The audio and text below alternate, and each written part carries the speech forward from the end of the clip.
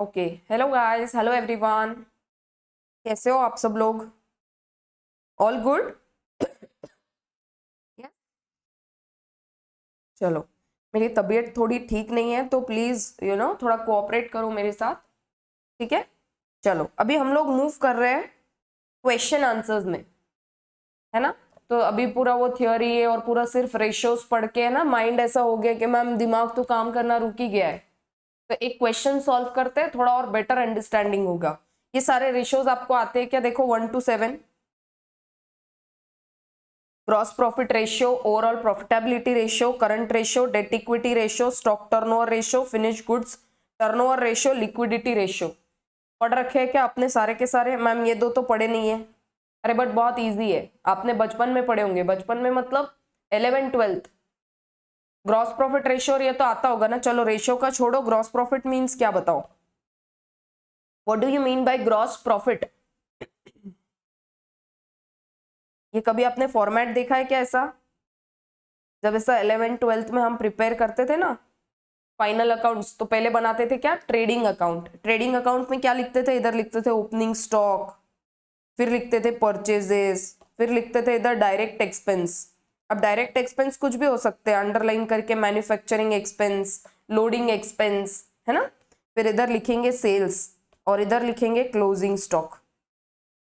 ठीक है, ऐसा करने के बाद में इधर आता है देखो ग्रॉस प्रॉफिट, बैलेंसिंग फिगर, हो कि नहीं। और इधर फिर आप ये फिगर्स को टैली करते हो ऐसा।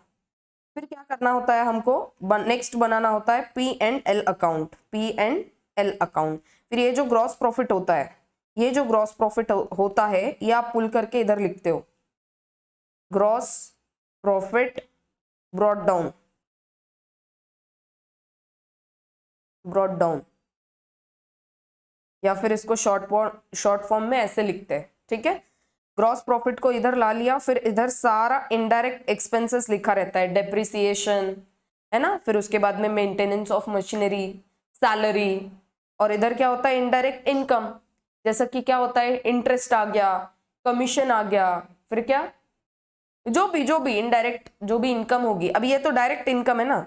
इधर ट्रेडिंग अकाउंट में क्या लिखते हैं? ट्रेड करके, मतलब धंधा करके, जो भी हमारा बिजनेस है, बिजनेस करके जो भी हम कमाते हैं वो हम इधर लिखते हैं। जैसे ये सेल किया तो सेल किसका करेंगे?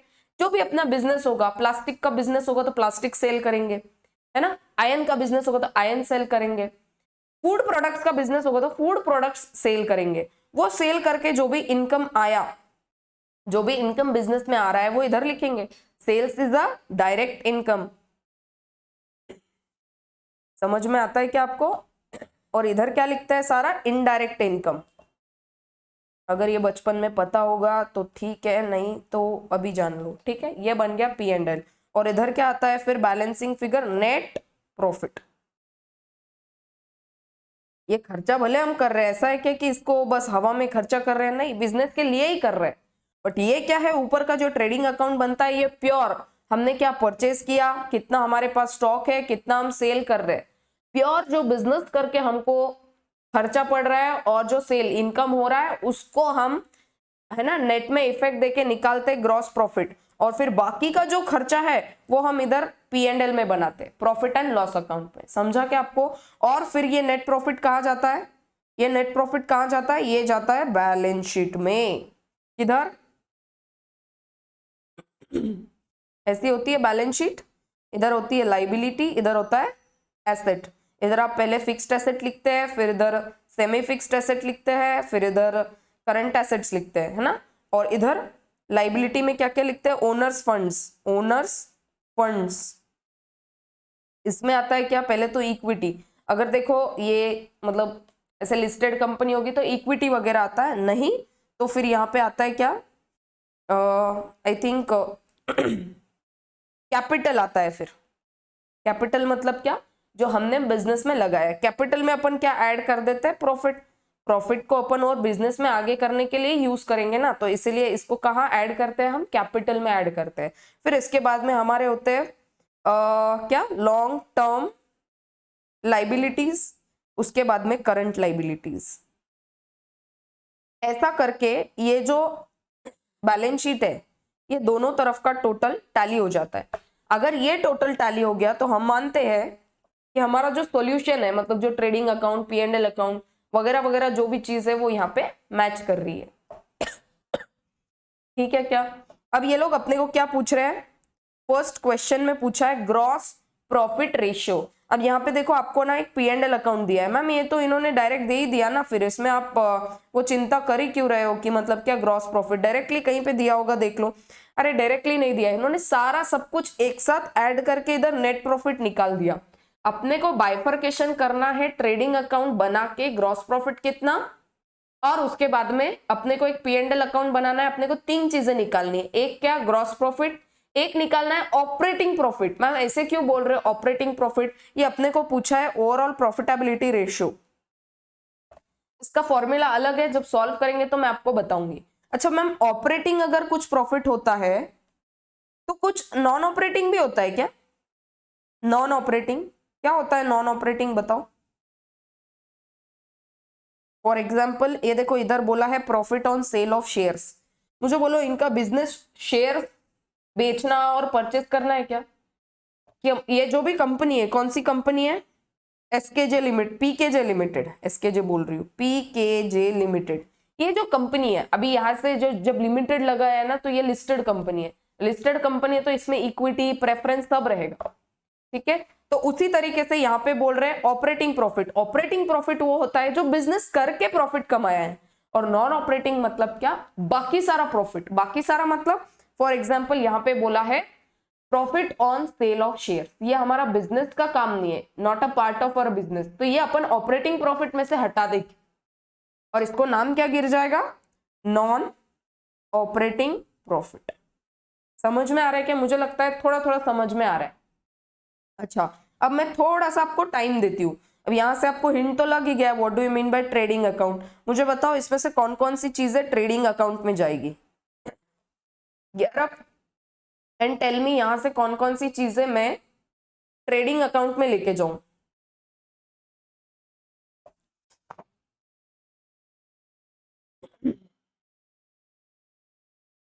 मैं भी सोच रही हूँ, आप भी सोचो, रादर पेंसिल से टिक मार्क कर दो।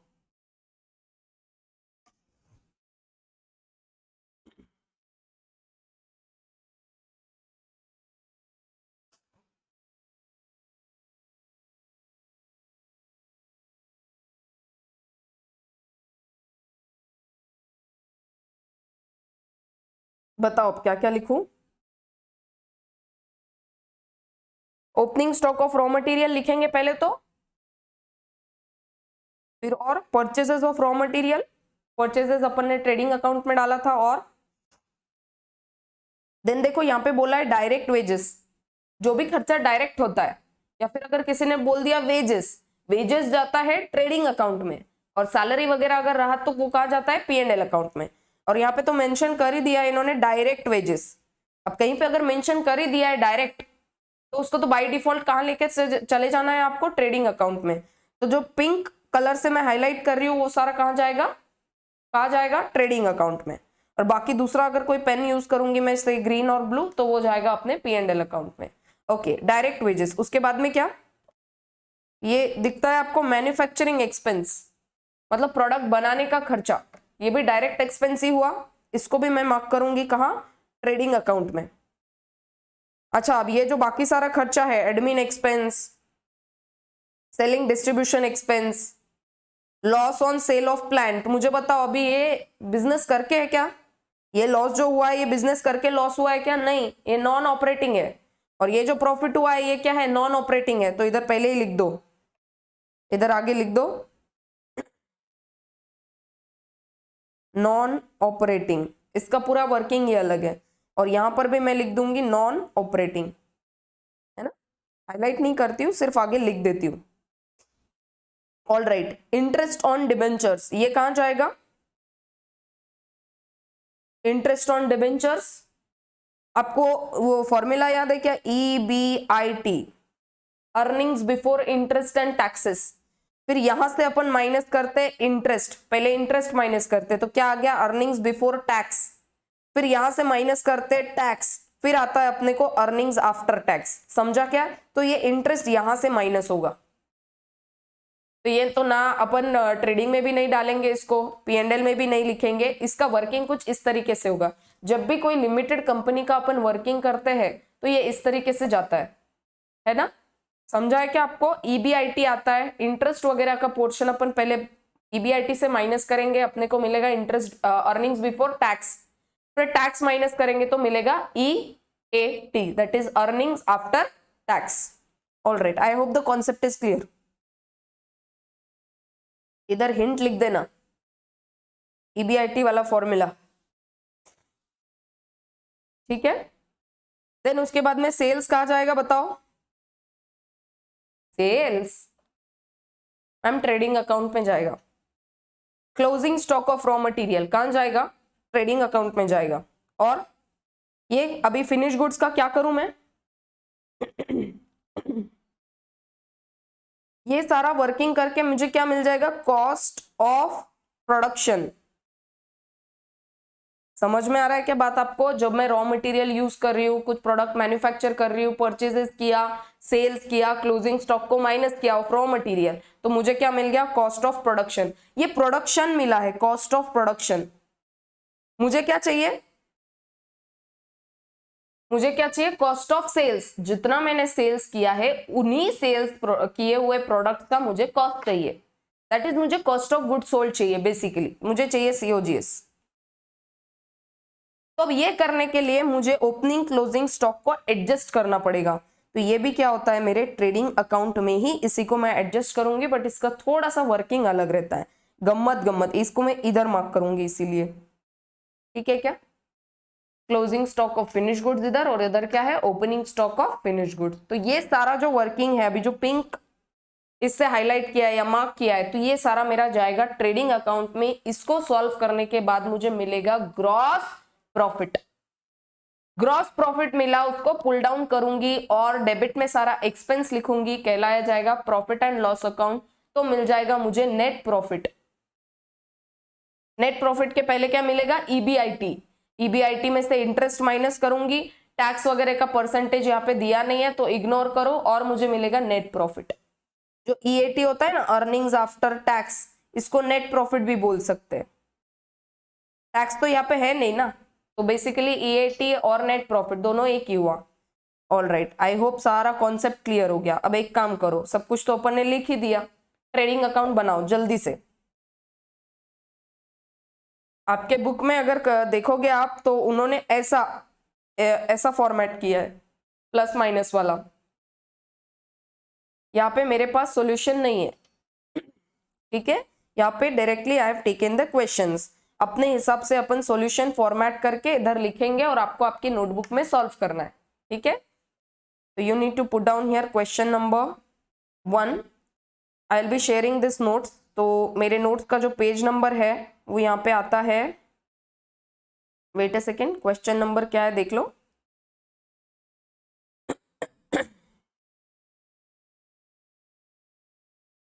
Page number 13। तो मैं यहाँ पे डालूंगी पेज नंबर 13। आप इंस्टीट्यूट के मैट से अगर कर रहे हो तो जो इंस्टीट्यूट के मैट का पेज नंबर है वो डाल दो, रादर दोनों ही पेज नंबर मेंशन कर दो। ऊपर इंस्टीट्यूट के मैट का कर दो और नीचे निकिता मैम। देखो अभी तो बेसिकली मुझे सारे क्वेश्चंस इनकॉर्पोरेट करना बहुत जरूरी है, आंसर्स अपन अपने हिसाब से सॉल्व करेंगे, ठीक है? तो first thing what you need to do is, अपने को नंबर 1 क्वेश्चन पूछा है ग्रॉस प्रॉफिट रेशियो। मैं इसका फॉर्मूला लिखूं क्या?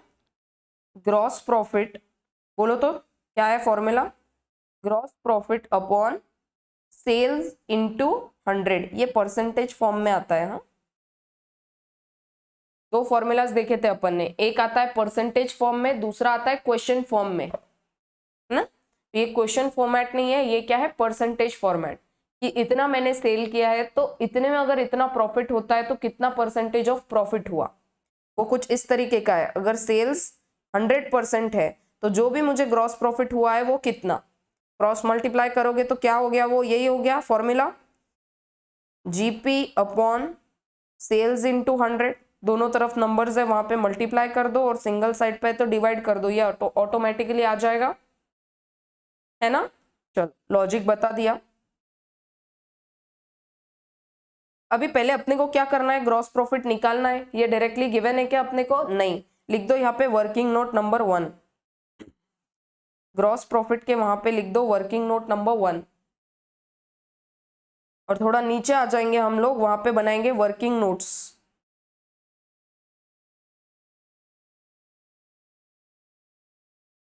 Working notes,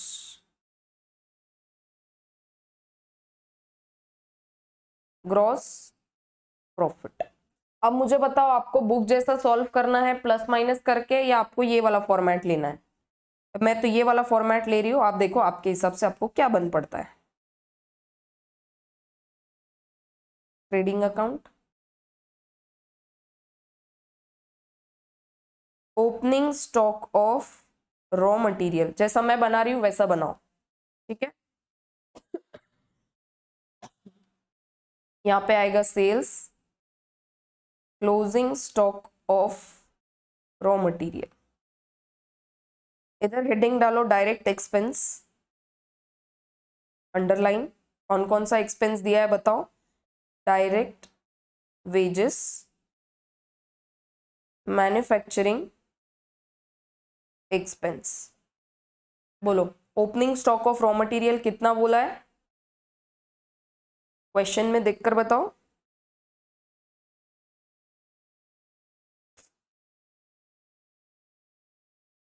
purchases 3 lakh and then closing stock लिखा है 1.5 लाख, लिखो। ओपनिंग स्टॉक 50,000,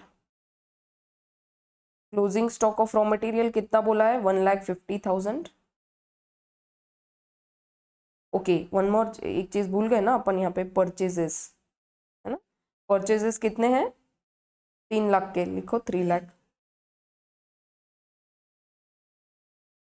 सेल्स कितना बना है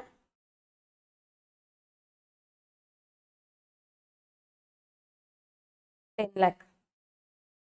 डायरेक्ट वेजेस कितना दिया है 2 लाख। मैन्युफैक्चरिंग एक्सपेंस दिया है 1 lakh.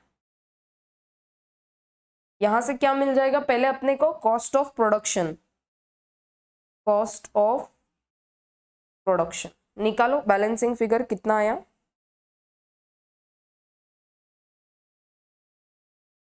5 lakh, cost of production आ गया। ओ ओ एक सेकेंड,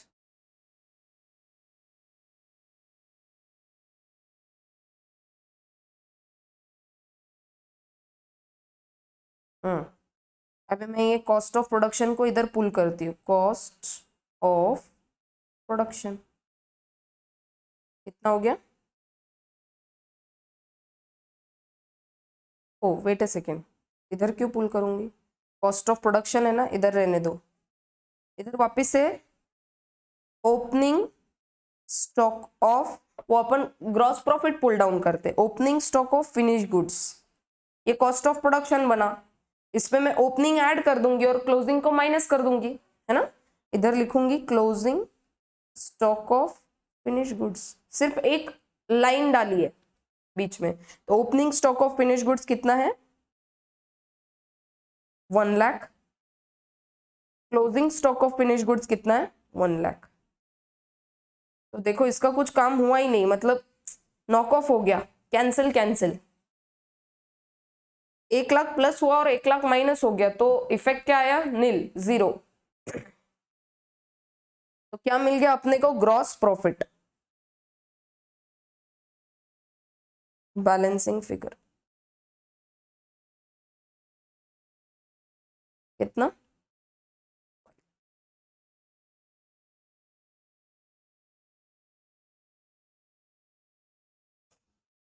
समझा क्या, सिर्फ एक लाइन का डिफरेंस है, ये गम्मत गम्मत एक लाइन खींची है, this is the presentation matter. और अगर आपके बुक में आप देखोगे तो इन्होंने इस तरीके का प्रेजेंटेशन किया है, वर्टिकल प्रेजेंटेशन कर दिया है। अब आपको वो फॉलो करना है तो वैसा ठीक है, नहीं तो आपको अगर ये वाला फॉलो करना है तो you can do this as well. ठीक है, हेडिंग डालो वर्किंग नोट, नंबर 1 भी डाल देना यहाँ पे, सो दैट ऊपर जो आपने हेडिंग दिया है वो यहाँ पे जस्टिफाई हो जाए। तो क्या आया है अपना ग्रॉस प्रॉफिट? ग्रॉस प्रॉफिट आया 5 लाख, सेल्स कितना है 10 लाख, इंटू 100 कितना परसेंट आया है बताओ? 50%। समझा क्या ग्रॉस प्रॉफिट रेशियो? अब आओ नोट्स पे, इधर एक ग्रॉस प्रॉफिट रेशियो यहाँ पे दिया है, एक बार पढ़ लो सिर्फ, है ना, प्लीज रीड दैट रेशियो।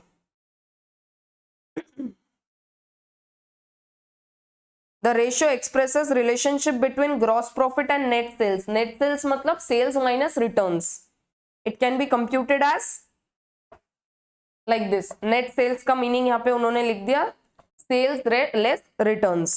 और यहाँ पे क्या बोलते हैं? The ratio indicates overall limit within which a business must manage its operating expense. भाई इतना जो ये gross profit है ना, अभी gross profit के ऊपर expense नहीं होना चाहिए। अगर देखो आपका ग्रॉस प्रॉफिट है 1 लाख फॉर एग्जाम्पल, और या तो ये एग्जाम्पल ले लेते हैं, आपका ग्रॉस प्रॉफिट है 5 लाख, तो आपका अभी जो भी एक्सपेंस होना है वो इसी के अंदर होना है। समझा क्या आपको? इसी के अंदर होना है, इसके बाहर अगर आपका एक्सपेंस हो गया तो आपको नेट लॉस हो जाएगा। फिर अब जो भी आपको एक्सपेंस करने हैं बिजनेस ऑपरेट करने के लिए, ये विद इन दिस करो। या 4 लाख एक्सपेंस हुए तो आपको फिर भी नेट प्रॉफिट हो रहा है 1 लाख का, 4,50,000 भी एक्सपेंस चलेंगे, 5 लाख एक्सपेंस भी चलेगी। इसके ऊपर अगर एक्सपेंस हो गया बिजनेस चलाने का तो आपको नेट लॉस हो जाएगा, कंपनी लॉस कर रही है। तो बोल रहे हैं कि जो भी ग्रॉस प्रॉफिट होता है ये दर्शाता है it must manage it's operating expenses with in that limit. It also helps in ascertaining whether the average percentage of markup on goods is maintained or not। Gross profit basically कहां से आया है? Purchase, opening stock और अपना sales, इतना ही calculate करके आपको GP आया है। तो वो बोल रहा है कि भाई अपना मोटा मोटी एवरेज परसेंटेज ऑफ मार्कअप कि अपन गुड्स सेल करके कुछ बचा पा रहे हैं कि नहीं, अपने गुड्स सेल करके अपन कुछ मार्कअप ऊपर से अपन कुछ बचा पा रहे हैं कि नहीं, अपन कुछ अर्न कर पा रहे हैं कि नहीं। तो आपका ग्रॉस प्रॉफिट यहाँ पे कितना दर्शा रहा है? 50%। अच्छा मुझे बताओ ग्रॉस प्रॉफिट पूरा का पूरा ये जो 50% बोल रहा है ये पूरा का पूरा प्रॉफिट है क्या? नहीं, अभी तो ग्रॉस प्रॉफिट में से और खर्चे होने बाकी है, इसीलिए उन्होंने दूसरा एक रेशियो दिया है, overall profitability ratio. Overall profitability मतलब क्या कि कंपनी ने बाकी सारे एक्सपेंस करके नेट में कितना प्रॉफिट कमाया। ठीक है क्या? चलो ये मैं इरेज करती हूँ, नीचे आ जाओ। हो गया, इतना ही दिया है, सिग्निफिकेंस छोटा सा है। हो गया क्या? जीपीआर कितना इजी है। नेट प्रॉफिट रेशियो, अभी ये जब अपन सॉल्व करेंगे उसके बाद में आपको समझ में आ जाएगा ये। ठीक है, अभी उन्होंने नेक्स्ट रेशियो कौन सा यूज किया है? ओवरऑल प्रॉफिटेबिलिटी रेशियो है ना, आई थिंक वो यही रेशियो है, नेट प्रॉफिट रेशियो। चलो पहले सॉल्व कर लेते हैं, उसके बाद में फिर इधर रेशियो पे आएंगे। नेक्स्ट फॉर्मूला नंबर 2 क्या बोला है? Overall profitability ratio. अच्छा ओवरऑल प्रॉफिटेबिलिटी मतलब क्या? बिजनेस करके प्रॉफिट जो होता है, तो नाम क्या देंगे इसको अपन? नाम देंगे अपन इसको operating profit divided by capital employed. ये है कहीं तो भी पूरा रेशियो दिया है, इनटू 100। ऐसा क्यों लिखा कैपिटल एम्प्लॉयड? ये बोल रहा है ओवरऑल जितना मैंने पैसा लगाया कंपनी में, जितना मैंने पैसा लगाया दैट इज कैपिटल एम्प्लॉयड, उसमें से मुझे कितना नेट पे प्रॉफिट हुआ। मतलब कौन सा? ऑपरेटिंग वाला प्रॉफिट। ये sale on shares, loss on sale of plant, profit on sale of plant, ये मेरा बिजनेस नहीं है। ये हमेशा होगा क्या मुझे? नहीं, 4-5 साल में, 10 साल में, 10 ईयर्स में एक आधी बार मुझे प्रॉफिट ऑन शेयर्स हो जाएगा, एक आधी बार मुझे loss on sale of plant होएगा, एक आधी बार मुझे profit on sale of plant होएगा। हर बार होएगा क्या? एवरी ईयर होएगा क्या? ये नहीं। तो इसीलिए उसको हम नॉन ऑपरेटिंग प्रॉफिट बोलते हैं। अच्छा, ये कैसे सॉल्व करेंगे अभी ऑपरेटिंग प्रॉफिट? इसका मतलब होता है P and L account, P and L account नीचे बनाएंगे वो।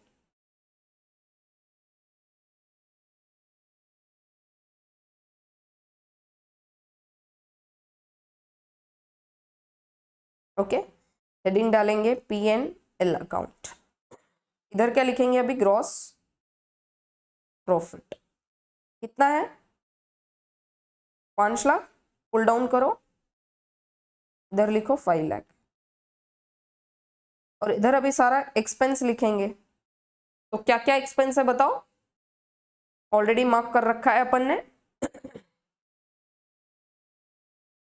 इसको कौन सा एक्सपेंस बोलते हैं? Operating expense. ऑपरेटिंग मतलब अब बिजनेस चलाने के लिए कुछ एक्सपेंस आपको करने ही पड़ेंगे। हेडिंग में डाल दो ऑपरेटिंग एक्सपेंस। क्या क्या नाम दिया था अपन ने? Administrative expense. थोड़ा अभी कॉस्ट शीट को याद करो। एंड नेक्स्ट अपन ने एक्सपेंस बोला था S&D, selling and distribution expense. Admin expense का खर्चा मतलब क्या? ऑफिस में जो ये बैठे अकाउंटेंट वगैरह बैठे, जो लोग एम्प्लॉयज बैठे, जो काम कर रहे हैं, उनका काम क्या है? एडमिन वाला डिपार्टमेंट सारा देखना, स्टेशनरी वगैरह लगता है, ये सारा एडमिन एक्सपेंस हो गया। S&D एक्सपेंस मतलब क्या? अब जो प्रोडक्ट हमारा बन चुका है उसको हमको बेचना है, तो बेचने के पहले कुछ हमको सेलिंग पे खर्चा करना पड़ेगा। मतलब क्या? एडवर्टाइजमेंट करो, बैनर्स लगाओ, ब्रोशर्स बांटो, है ना? ये खर्चा हो गया selling and distribution expense. So it is called as operating expense. लिख दो कितना कितना खर्चा है ये। एडमिन एक्सपेंस कितना है? 50,000। S&D है 50,000। बस इतना ही है। फिर तो अपना सेल ऑन शेयर्स पे प्रॉफिट हुआ है और loss on sale of plant हुआ है, तो वो तो नॉन ऑपरेटिंग है, उधर इधर तो आएगा नहीं वो। अब बताओ मुझे क्या बन गया अपना ऑपरेटिंग प्रॉफिट? इधर लिखूंगी मैं ऑपरेटिंग प्रॉफिट। कितना बताओ बैलेंसिंग फिगर? 5 लाख में से 1 लाख गया, 4 लाख।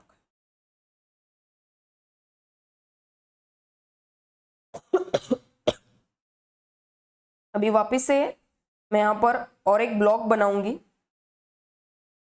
या ब्लॉक नहीं भी बनाना है, चलो ब्लॉक ही बना लेती हूँ ना, कोई कंफ्यूजन ही नहीं रहेगा। EBIT निकालना है मुझे।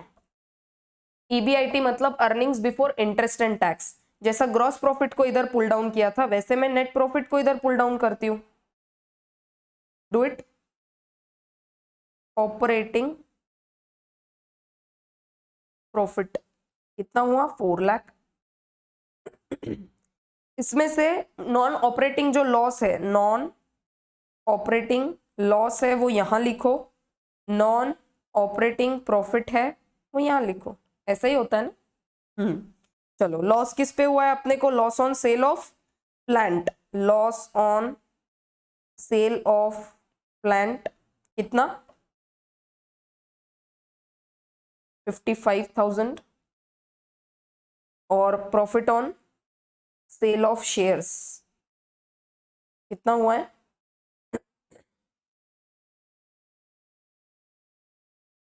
50,000। अब जो निकलेगा वो क्या निकलेगा? EBIT, earnings before interest and tax. बताओ बैलेंसिंग फिगर कितना?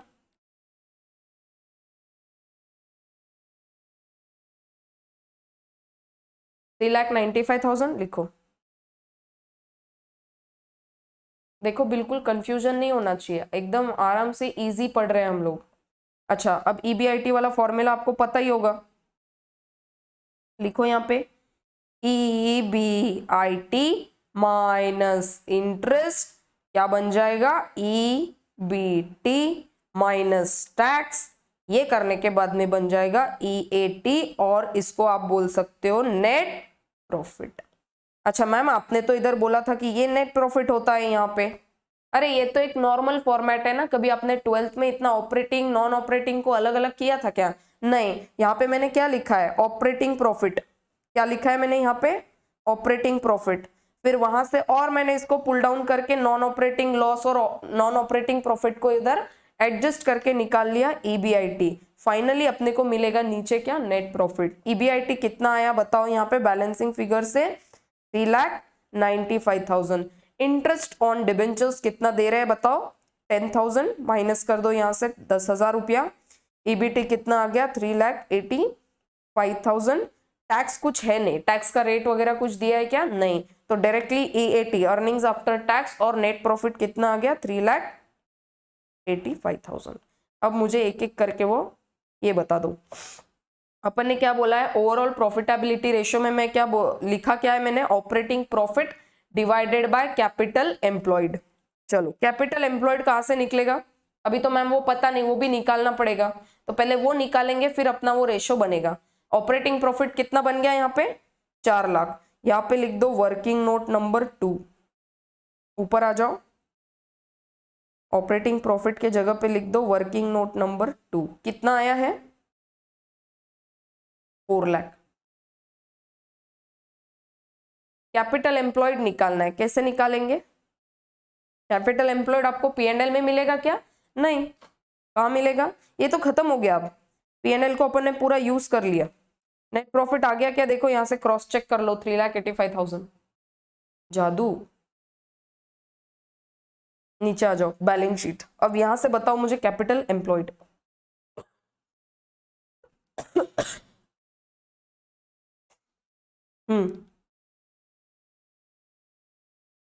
कैपिटल एम्प्लॉयड आप 2-3 तरीके से निकाल सकते हो। कैसे, कैपिटल मतलब क्या, जो पैसा अपन ने बिजनेस में लगाया, ये तो एकदम आप मानते हो ना, इक्विटी प्रेफरेंस रिजर्व, ये तो अपना ओनर्स फंड्स है, ये तो बिजनेस में लगा ही है। और डिबेंचर क्या है, लॉन्ग टर्म फाइनेंस। तो ये जो पर्टिकुलर चीज होती है इतनी, ये होती है क्या, जितना अपन ने कंपनी में फाइनेंस लगाया, ये हो गया कैपिटल एम्प्लॉयड, नंबर 1 तरीका।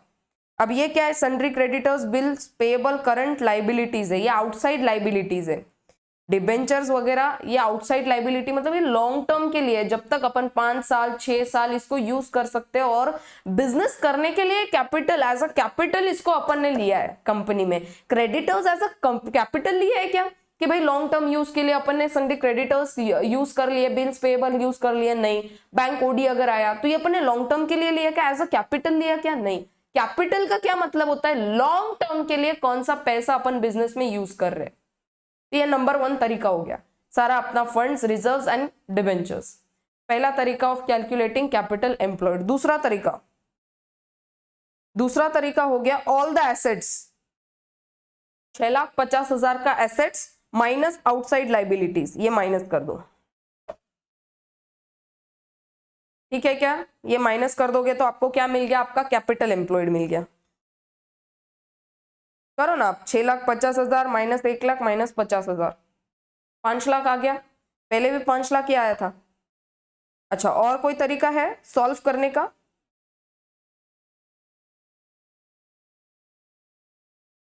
और एक तरीका है जो आपके बुक में दिया है, वो अपन सॉल्व ही कर लेंगे पूरा, ठीक है। बट ये कुछ चीजें हैं जो यूज करके आप पता कर सकते हो कैपिटल एम्प्लॉयड कितना है।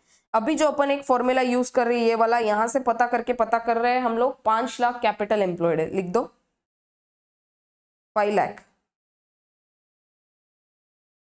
कितना आया ratio, 4 lakh by 5 lakh into 100, कितना परसेंट, 80%। 80% ओवरऑल प्रॉफिटेबिलिटी है। ऑल राइट, अभी एक तरीका है निकालने का कैपिटल एम्प्लॉयड, आ जाओ यहाँ पे।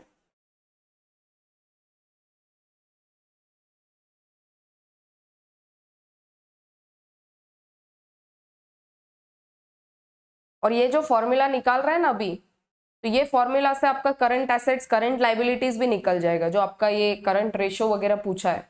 तो एक काम करते हैं कि पहले सारे रेशियोज कर लेते हैं, फिर लास्ट में ये वाला मैं फॉर्मेट आपको बता देती हूँ। यहाँ से क्या निकालना है आपको, पोजीशन स्टेटमेंट बोल सकते हैं,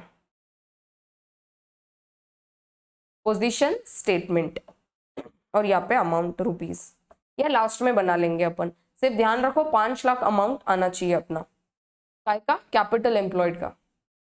ऑल राइट। नेक्स्ट वाला कौन सा रेशियो बोला है इन्होंने? Current ratio. करंट रेशियो का फॉर्मूला बोलो, जल्दी से बोलो। क्या है? Current ratio formula.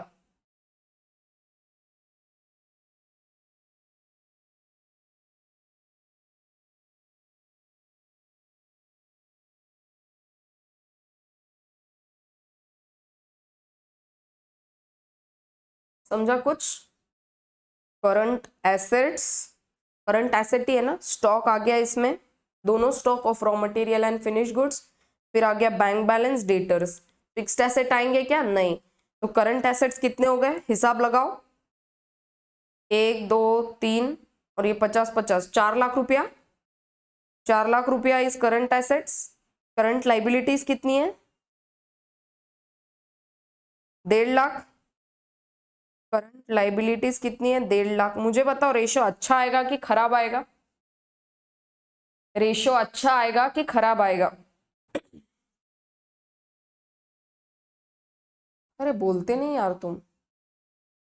अच्छा आएगा। क्यों अच्छा रेशो आएगा? क्योंकि मैम देखो हमारे पास करंट जो एसेट्स है वो 4 लाख के हैं, करंट लाइबिलिटीज हमारे पास 1.5 लाख की है, मतलब अच्छी पोजीशन है हमारे पास में। लिखो तो यहाँ पे number 3, current ratio. Current assets divided by current liabilities. Current assets कितने हैं? 4 लाख। आपको वर्किंग नोट बनानी है तो आप लिख सकते हो सारा का टोटल। आपको बनाना है तो प्लीज बना लो, वैसे तो बनाने की जरूरत नहीं, डायरेक्टली पता चल ही जाता है, बट वर्किंग नोट बनाओ, प्रेजेंटेशन अच्छा लगेगा एग्जामिनेशन में। वर्किंग नोट नंबर कितना डालोगे इसको? 4 डालो, क्योंकि ये तो वर्किंग नोट 3 हो जाएगा, है ना, कैपिटल एम्प्लॉयड। और इसको डालो वर्किंग नोट नंबर 5। कितना आया है? 1.5 लाख। रेशो क्या बना है? और ये परसेंटेज में नहीं आएगा, ये क्वेश्चन में आएगा। कितना आया है रेशो? 2.67 टाइम्स। मतलब इतने टाइम्स अपने पास में एसेट ज्यादा है, इतने टाइम्स अपने पास में एसेट ज्यादा है लाइबिलिटी से। समझा?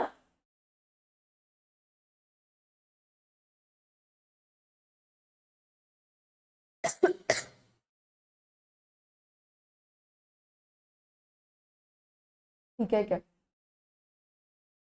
चलो बहुत अच्छा रेशियो है, it is a great ratio. जो अपना आंसर आया है उसको मैं हाईलाइट कर रही हूँ। नेक्स्ट कौन सा रेशियो है अपना? Debt equity ratio. लिखो number 4, debt equity ratio. Debt equity ratio मतलब बोल रहे हैं long term debt upon long term fund.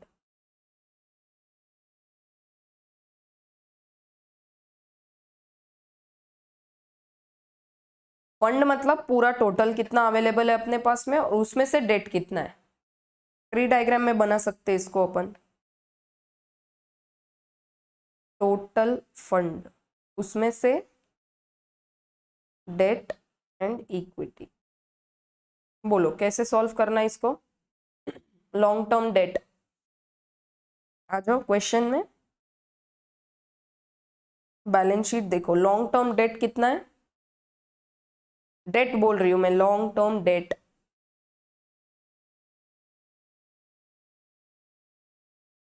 वो इरेज करती हूँ। लॉन्ग टर्म डेट और पूरा लॉन्ग टर्म फंड कितना अवेलेबल है? कितना अवेलेबल है?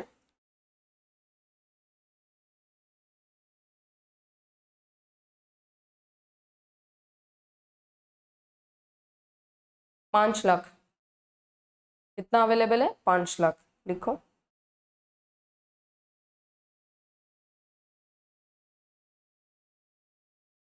Long term date 2 lakh divided by fund कितना है 5 लाख इनटू, इसको दोनों भी वे में निकाल सकते हो, परसेंटेज में निकालो या टाइम्स में निकालो, मैं टाइम्स में ही लिखती हूँ इसका आंसर 0.4 टाइम्स। और ट्री डायग्राम में लिखना है तो इधर आप लिख सकते हो दिस इज 5 लाख, डेट कितना है 2 लाख, और इक्विटी कितना है उसमें से 3 लाख। अपन ने फॉर्मूला अभी कौन सा यूज किया है, ये एक बार फॉर्मूला में आ जाओ ऊपर।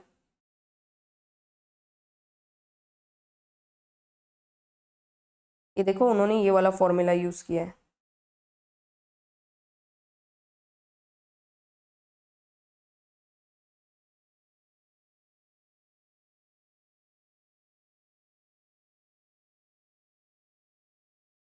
The ratio may also be calculated for ascertaining position of long term debt in the total long term funds। या तो ये फॉर्मूला यूज करो, नहीं तो ये भी कर सकते हो। ये केस में क्या आएगा 2 lakh divided by 3 lakh share holders funds,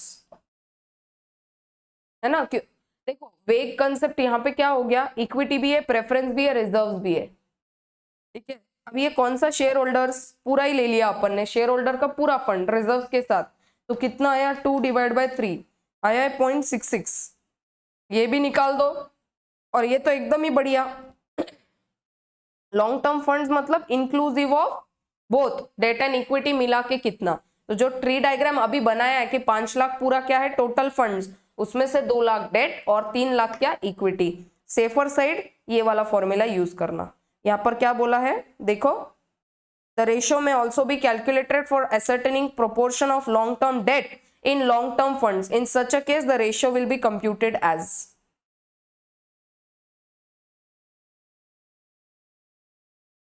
ठीक है, तो दिस फॉर्मूला इज प्रेफर्ड। आ जाओ नीचे,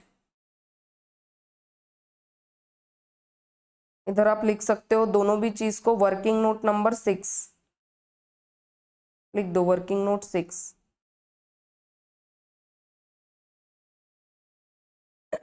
नेक्स्ट कौन सा रेशियो है, stock turnover ratio. Number 5 stock turnover ratio. बोलो, अपन ने फॉर्मूला पढ़ रखा है ये, क्या लिखो, raw material consumed upon average stock of raw material. Raw material consume कहां से निकलेगा, कंज्यूम्ड का क्या मतलब होता है, आओ इधर ट्रेडिंग अकाउंट में आओ, कहाँ पे बनाया है ट्रेडिंग अकाउंट, हाँ। रॉ मटेरियल कंज्यूम्ड कैसा निकलता है बताओ,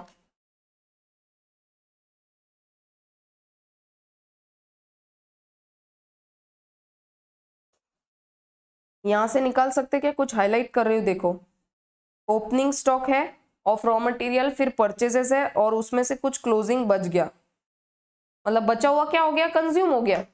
कंज्यूम किस में, फैक्ट्री में। अरे देखो कुछ अपने पास ओपनिंग था, कुछ आपने परचेज किया, तो ये आपके पास में टोटल स्टॉक है, ये क्या है टोटल स्टॉक। इसमें से कुछ क्लोजिंग में और गोडाउन में पड़ा ही है, तो ये कुछ क्लोजिंग में पड़ा है और इतना क्या है ये कंज्यूम हो गया, ठीक है। तो इसको क्या बोलेंगे, रॉ मटेरियल कंज्यूम्ड। समझा क्या आपको, अपन निकाल क्या रहा है, stock turnover ratio, stock turnover ratio. तो कंज्यूम कितना बताया है बताओ, यहाँ पे ये फॉर्मूला यूज करके 50,000 plus 3 lakh minus 1.5 lakh,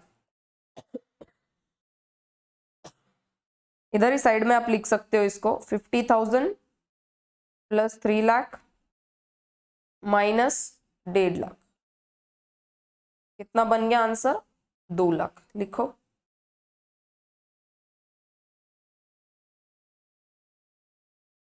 to lakh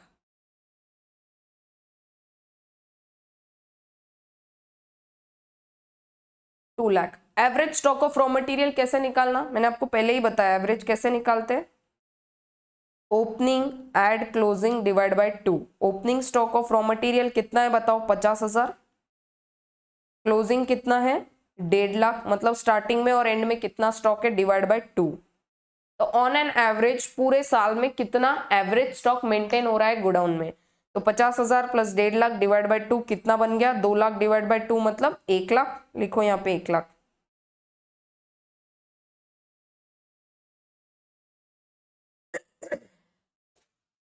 क्या आ गया, stock turnover ratio 2 times.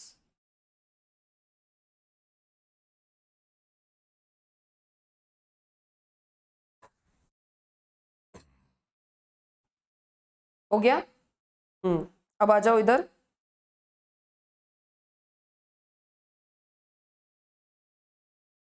Stock turnover ratio.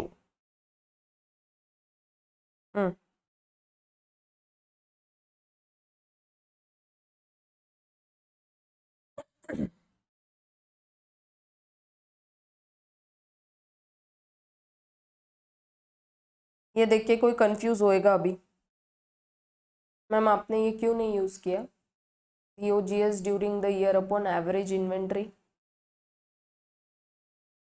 देखो दो स्टॉक्स होते हैं, एक रॉ मटेरियल का स्टॉक, एक होता है फिनिश गुड्स का स्टॉक। ये जो रेशियो दिया है ये फिनिश गुड्स के केस में दिया है, क्योंकि रॉ मटेरियल तो हम लोग सेल नहीं करते ना, COGS कहाँ से आएगा फिर, है ना। इधर निकालना पड़ेगा कंज्यूम, तो इधर एक साइड में एक फॉर्मूला लिख दो आप, raw material consumed divided by average stock. ये हो गया रॉ मटेरियल के लिए, और ये जो फॉर्मूला है, ये जो यहाँ पे फॉर्मूला दिया है ये है फिनिश गुड्स के लिए, है ना। फिनिश गुड्स, इधर सिर्फ इतना ऐड करो, finish goods stock turnover ratio, ठीक है। ये दो फॉर्मूलाज है, ये फॉर्मूला है नहीं यहाँ पे ऐड कर दो।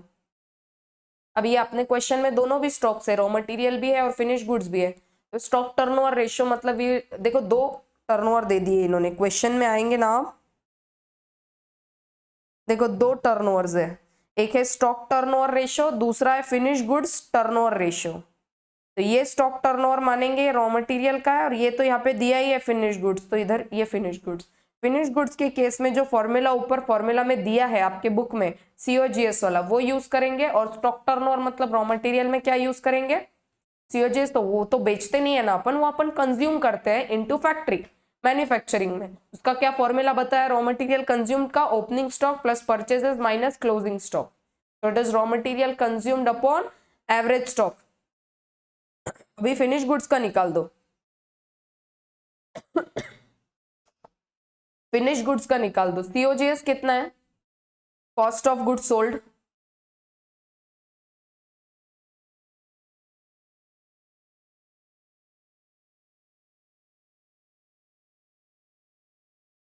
Cost of goods sold. एक फॉर्मूला और एक बताती हूं मैं आपको, यहाँ पे ये क्या है, कॉस्ट ऑफ प्रोडक्शन है क्या, कॉस्ट ऑफ प्रोडक्शन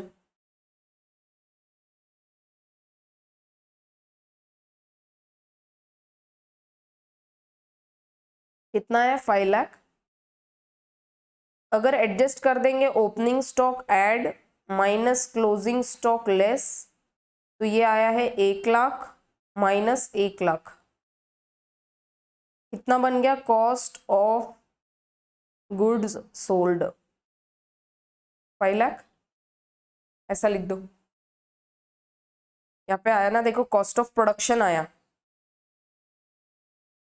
कितने में प्रोडक्ट बना, और फिर अपन ने यहाँ पे नाम दिया है gross profit, but then again मैंने वर्किंग बनाया है, उधर मत जाना, ग्रॉस प्रॉफिट के बेसिस पर मत जाना, यहाँ पे देखो, ठीक है। और यहाँ पे कुछ एक्सपेंस भी आ सकते हैं, तब जाके ग्रॉस प्रॉफिट आया है। अब यहाँ पे एक्सपेंस इतने ही दिए तो मैंने कुछ लिखा नहीं है, ठीक है, but then you need to formula अगर कुछ निकालना है को COGS का, तो वो ऐसा काम करेगा। कॉस्ट ऑफ प्रोडक्शन मतलब क्या, टोटल जितना प्रोडक्शन हुआ है, मतलब क्या अपन ने उसको स्टॉक को एडजस्ट नहीं किया, बट COGS मतलब क्या कि जितना हम सेल कर रहे हैं, सेल कितना कर रहे हैं ये लोग, 10 लाख का, 10 लाख के सेल में COGS कितना है, 5 लाख, या फिर आप इसको इधर ऐसे भी लिख दो, और COGS। हर केस में ऐसा सेम नहीं आएगा, डिफरेंस आ सकता है, बट इस केस में ये सेम है, इसीलिए इसको मैंने ऐसे लिख दिया। COGS कितना आया है, 5 लाख। तो इसको क्रॉप करके मैं थोड़ा नीचे लिख देती हूँ as a working note, so that आपको बाद में इजी हो जाए रेफर करने के लिए।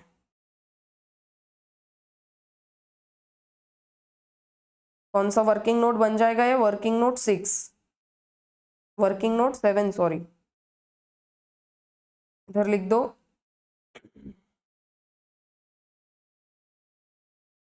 नेक्स्ट रेशियो है number 6, finish goods turnover ratio, stock turnover ratio, finish goods stock turnover ratio. Formula क्या है, COGS, cost of goods sold divided by average stock, inventory में एवरेज स्टॉक। COGS कितना बना है, वर्किंग नोट नंबर 7, COGS बना है 5 लाख का।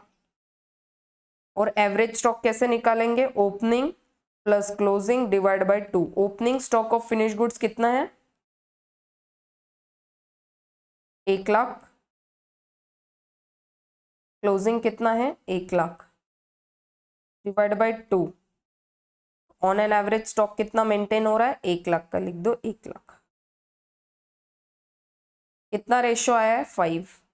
अब एक बार वो रेशियो पे चलो, इधर पूरा लिख दो 5 times. Come here,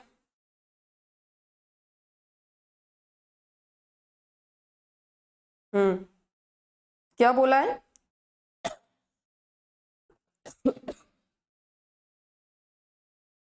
high inventory turnover ratio indicate brisk sale. Brisk मतलब स्लो सेल,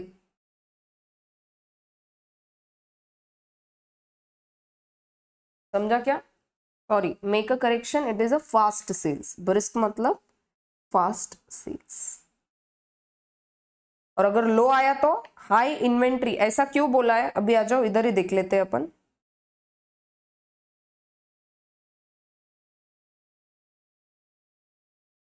स्टॉक कितना मेंटेन हो रहा है, 1 लाख, और सेल अपना स्पीड से हो रहा है। स्पीड से मतलब सेल कितना हो रहा है, मतलब जो सेल कर रहे हैं उसका कॉस्ट कितना पड़ रहा है, 5 लाख। समझो अगर अपन स्टॉक में इतना लिख दे, अपना COGS इतना आया और स्टॉक में ये 2 लाख है, on an average 2 lakh stock में पड़ा रहता है, मतलब स्लो मूविंग है भाई, पड़ा है स्टॉक में। कितना आया है रेशियो, 5/2, अरे करो सॉल्व, 2.5 टाइम्स। जितना रेशियो कम आएगा, ये देखो कम आया है रेशियो, मतलब क्या, ये स्लो सेल हो रहा है। ये गोडाउन में ज्यादा स्टॉक अगर पड़ा है तो ये स्लो सेल हो रहा है। समझो ये 5 लाख है और आपका स्टॉक मेंटेन हो रहा है ऑन एन एवरेज 3 लाख। अब बताओ रेशियो कितना आया, 5 डिवाइड बाई 3, 1.67 टाइम्स। मतलब और सेल स्लो हो गया, मतलब आपका जितना स्टॉक पड़ा रह रहा है गोडाउन में, क्लियर नहीं हो रहा है जल्दी। Basically clearing this stock and making this COGS is important.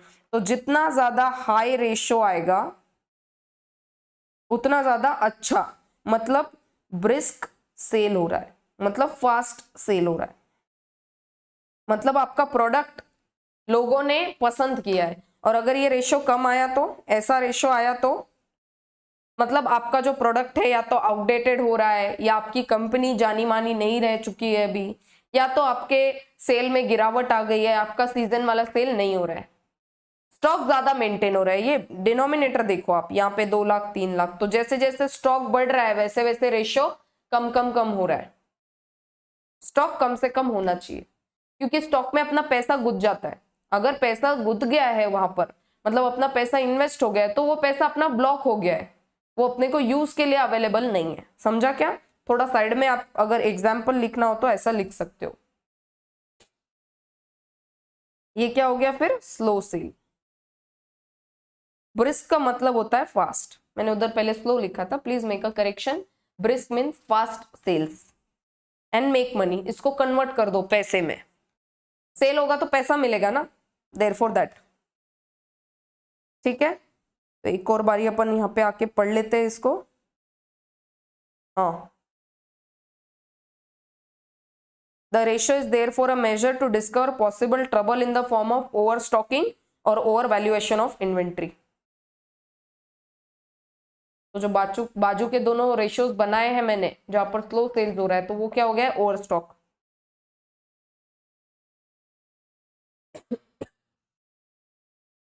ठीक है। Next ratio is liquidity ratio.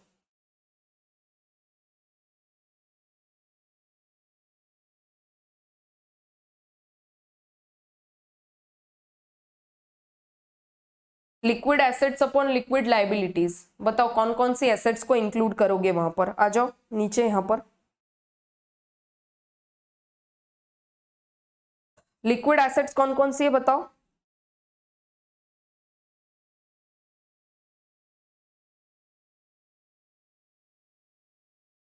ये पता नहीं कब बिकेगा, स्टॉक पता नहीं कब बिकेगा। बैंक बैलेंस ये तो एकदम कैश ही है ना अवेलेबल। और डेटर्स, इनको पैसे मांगेंगे तो ये तुरंत दे देंगे क्या अपने को? हाँ। Liquid assets. Liquid liabilities, sundry creditors कभी भी अपने दरवाजे पे आ सकते हैं, बिल्स पेएबल कभी भी अपने दरवाजे पे आ सकते हैं। Liquid liabilities 1.5 lakh.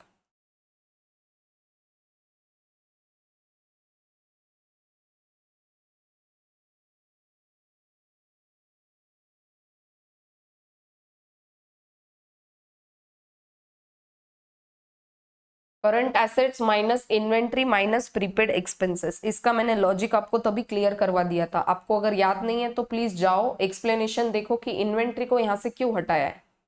इन्वेंट्री राह चलते इंसान को अपन नहीं बोलेंगे भाई खरीद लो हमारा स्टॉक में पड़ा है, बोलेंगे क्या? नहीं, हमको नहीं पता वो कब क्लियर होगा। डेटर्स को तो हम any point of time call कर करके, या एक टाइम पीरियड होता है, 1 महीने में क्लियर होगा, 1 महीने में अपने को डेटर्स मिल जाएंगे, पैसे मिल जाएंगे, 1.5 महीने में, 15 दिन में वो क्लियर होता है। प्रीपेड एक्सपेंसेस एक साथ हमने एक्सपेंस भर दिया, वो अपन बोलने वाले क्या, अरे मैंने आपको प्रीपेड करके रखा था ना, प्लीज आप एक काम करो, 1 महीना काम किया ना, 2 महीने का प्रीपेड जो एक्सपेंस था वो रिफंड कर दो। वो बोलेगा भाई काय का रिफंड, बात हुई थी अपनी प्रीपेड एक्सपेंसेस है, 3 महीना काम करूंगा और चल दूंगा। लिक्विड एसेट्स का फॉर्मूला क्या बना है? Current assets minus inventory minus prepaid expense. अब प्रीपेड एक्सपेंस तो है नहीं, इन्वेंट्री को माइनस कर दिया। ठीक है,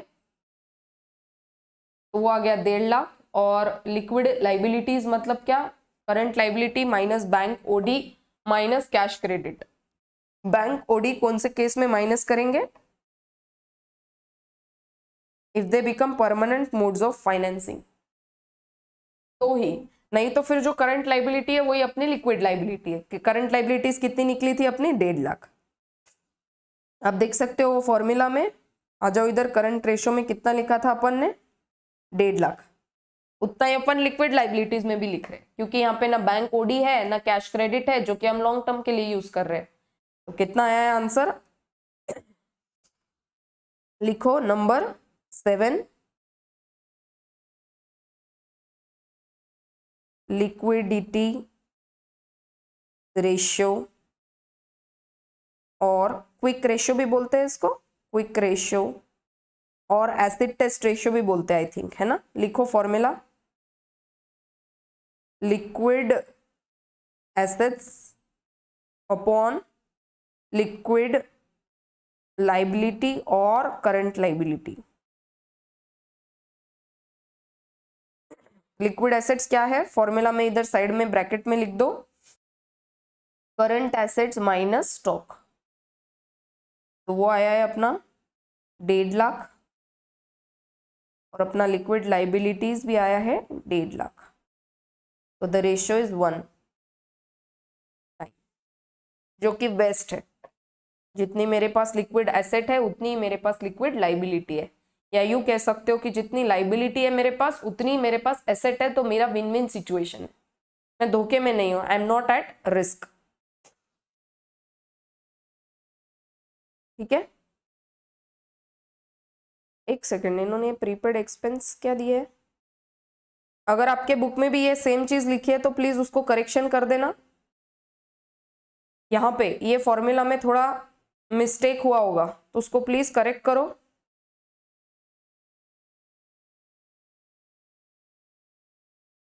सही है।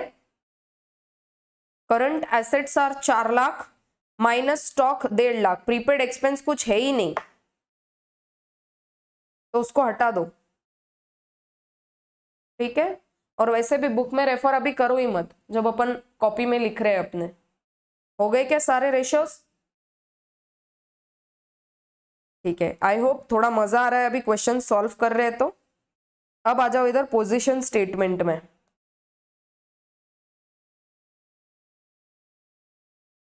देखो पोजीशन स्टेटमेंट आपके बुक के जैसा ही बना रही हूँ, थोड़ा ध्यान दे दो। बैंक आ गया, एसेट से नीचे जाएंगे अपन ऐसा है ना, फिर लास्ट में आएगा इक्विटी। बैंक आ गया, डेटर्स आ गया। ये बैंक और डेटर्स क्या है?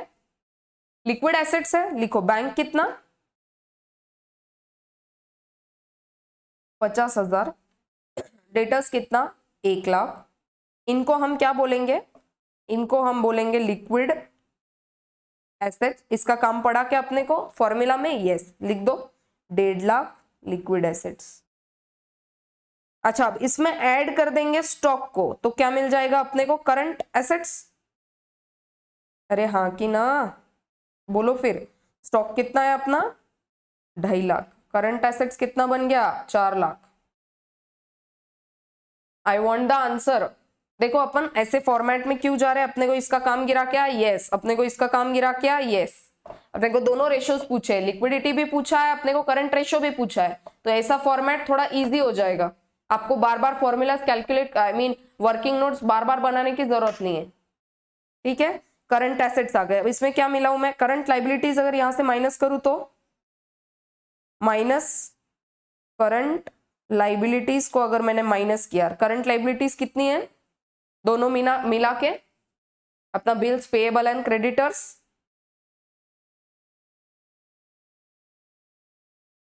कितना है? 1.5 लाख। तो आ गया ये वर्किंग कैपिटल। कितना है वर्किंग कैपिटल? 2.5 लाख। ठीक है, वर्किंग कैपिटल कितना? 2.5 लाख। अब इसमें ऐड कर दो आप fixed assets. Fixed assets add कर दो तो मिल जाएगा capital employed. Fixed assets add कर दोगे तो कैपिटल एम्प्लॉयड। ऐसा नहीं समझ में आता तो ऐसा बताती हूँ, ये इधर है लाइबिलिटीज, इधर है एसेट्स। अपन ने क्या बोला है यहाँ पे? करंट एसेट्स है कुछ और ये करंट लाइबिलिटीज को मैंने माइनस किया, इन दोनों का एडजस्टमेंट किया और क्या ऐड कर दिया? Fixed asset. फिक्स्ड एसेट तो क्या ये फॉर्मूला से मेरा ये पोर्शन आ गया balancing figure.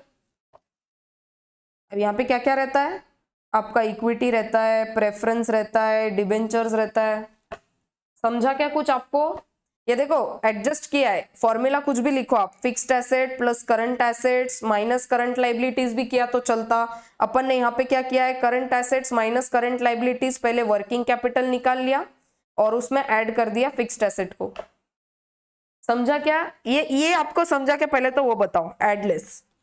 Current assets minus current liabilities, ये आपको दिख रहा है क्या? ये करंट एसेट्स इधर है, करंट लाइबिलिटीज इधर है, इसको माइनस किया इसीलिए माइनस किया, और ये यहाँ पर क्या है? ऐड, इसलिए ऐड कर दिया। या तो आप ये फॉर्मूला यूज करो, fixed asset plus current asset minus current liabilities, आपको मिल जाएगा क्या? Capital employed. चलो लिख दो यहाँ पे, फिक्स्ड एसेट कितनी है? 2.5 लाख।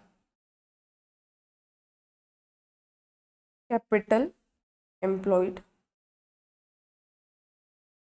5 लाख। ठीक है, देन एक्सटर्नल लाइबिलिटीज। अब करो यहाँ पे एक्सटर्नल लाइबिलिटीज। एक्सटर्नल मतलब लॉन्ग टर्म वाली, लॉन्ग टर्म कितनी है? 2 लाख। डिवेंचर्स है ना 2 लाख के। अब क्या बच गया आपके पास में? Share holders funds. Share holders funds कितने हैं? 3 लाख। 3 लाख में से बाइफरकेट करो, प्रेफरेंस का कितना, इक्विटी का कितना। इसको मैं थोड़ा नीचे ले लेती हूँ।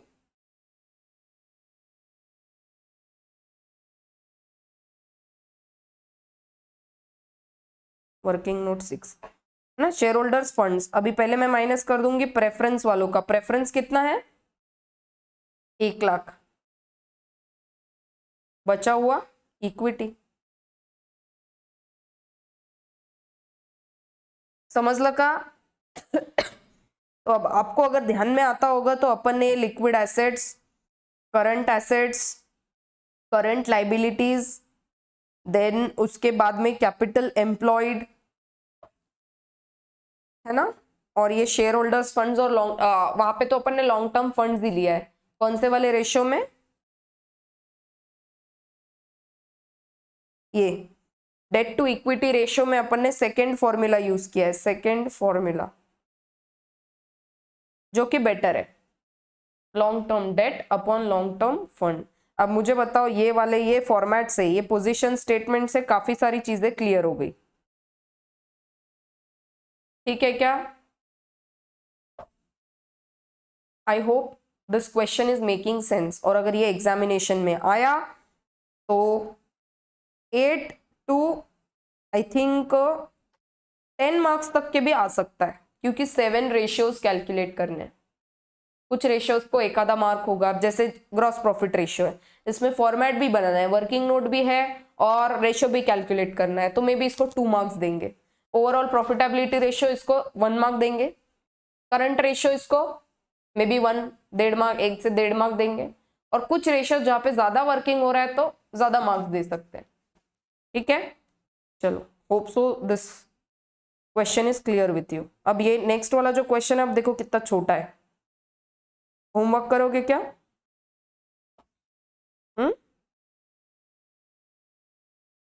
ये रहने दो,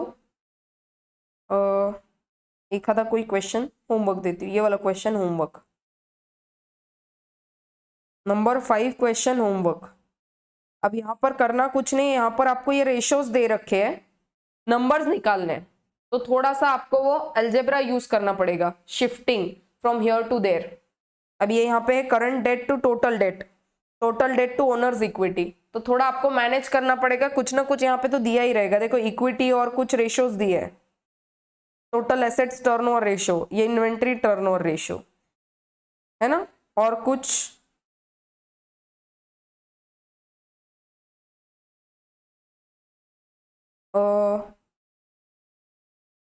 देखो पहले आपको ये सॉल्व करना पड़ेगा शायद, फिर आपको यहाँ पे ये सॉल्व करना पड़ेगा, ये निकलने के बाद में आपको ये निकलेगा,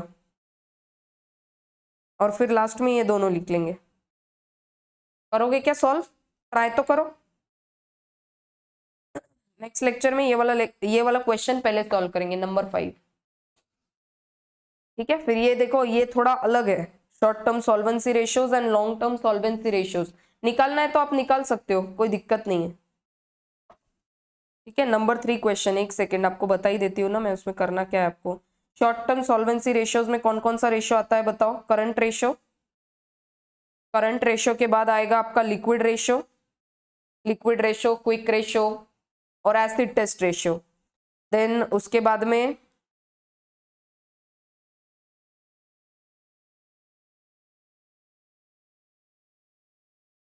लॉन्ग टर्म सॉल्वेंसी रेशियोज में आप निकाल सकते हो long term debt to equity funds और टोटल फंड्स, दोनों इससे निकाल लो।